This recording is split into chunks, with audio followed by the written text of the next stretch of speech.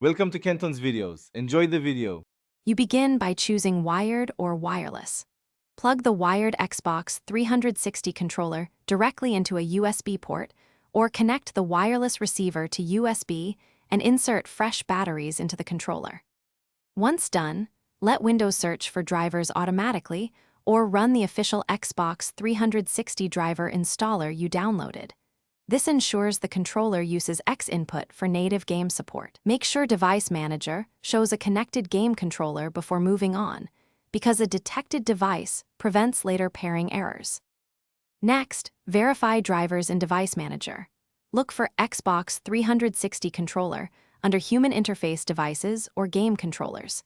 If it shows issues, right-click to update or reinstall the driver. Then open Control Panel Devices and Printers, right-click the controller Game Controller Settings Properties to test buttons and analog sticks. This confirms input channels and dead zones. If a specific game does not recognize the controller, install a mapping layer like X360C and Finally, launch a game to confirm everything works. Calibrate analog sticks in the game controller settings if you notice drift, and adjust dead zones or sensitivity in the game or mapping tool. Make sure the controller is set as the preferred input device in game options. If something goes wrong, a quick troubleshooting step is to replace batteries or USB cable.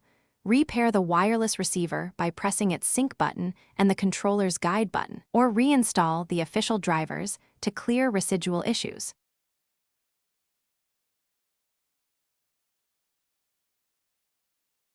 Thanks for watching. Consider subscribing if we helped you.